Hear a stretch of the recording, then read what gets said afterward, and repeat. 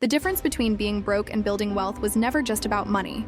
It was about the way I thought about money, time, and myself, and once I changed my mindset, everything else followed. For years, I believed hard work alone would get me ahead, but I stayed stuck, burned out, frustrated, and wondering why people who seemed less talented were skyrocketing past me. That's when I realized that the poor versus rich mindset isn't about how much is in your bank account, it's about the operating system in your brain, the way you approach life, opportunity, and challenges. The first habit that changed my life was learning to value time over money. The poor mindset trades hours for dollars endlessly, clinging to the idea that working more hours means earning more. But the rich mindset, it sees time as the ultimate currency. I stopped asking, how can I make more money? And started asking, how can I make money without trading more time? That shift led me to automation, investing, delegation, and systems thinking. I started building income streams that didn't rely on me clocking in. The second habit was learning to invest in skills, not things. I used to blow money on clothes, gadgets, and nights out, things that made me look successful but kept me broke. The rich mindset invests in courses, books, mentorships, tools, anything that increases your earning power.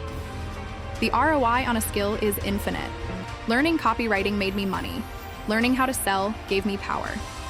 Learning digital marketing gave me freedom. Every dollar I poured into myself came back multiplied. Habit number 3 was delayed gratification. The poor mindset is addicted to instant rewards, new phones, fast food, entertainment. But the rich mindset plays the long game. I learned to love saying, not yet. I drove the same car for years, skipped luxury, stacked cash, and reinvested every spare dollar into assets. While others flexed short-term wins, I focused on long-term plays. That patience built my foundation. The fourth habit that transformed my life was surrounding myself with winners. The poor mindset says, these are my people, I can't outgrow them. But the rich mindset says, your circle is your future. I started auditing my environment. Were my friends pushing me or pulling me down? Were my conversations about ideas or gossip? I sought out mentors, entrepreneurs, readers, builders, people who thought big and acted bigger. Being around them rewired me. Their ambition infected me. The fifth habit was learning to take calculated risks. The poor mindset sees risk as danger. The rich mindset sees risk as opportunity. I used to cling to security, stable jobs, safe decisions, low exposure, but that fear kept me average. The moment I bet on myself, whether it was launching a side hustle, investing in crypto, or quitting a job that drained me, I unlocked new levels. Not every risk paid off, but every risk taught me something. The sixth habit was mastering emotional control. Poor mindset reacts, gets angry, jealous, desperate. Rich mindset responds, stays calm, strategic, patient. I stopped making emotional decisions and started making intentional ones.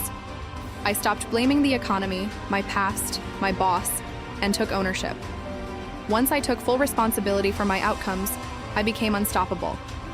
The seventh and final habit that changed everything was thinking in terms of assets, not income. I used to celebrate paychecks. Now I celebrate equity, assets, ownership. The poor mindset lives on earned income, what you get paid. The rich mindset builds passive income, what your money earns. I shifted from working for money to letting money work for me. I bought stocks, built businesses, invested in knowledge, all things that appreciate, not depreciate. That shift didn't just make me wealthier, it made me freer. The truth is, your external world mirrors your internal beliefs. Until I shifted the way I thought, I couldn't shift the way I lived. If you want to change your bank account, change your brain first. Poor versus rich is not just a money battle, it's a mindset war. And if you win that war internally, everything else follows.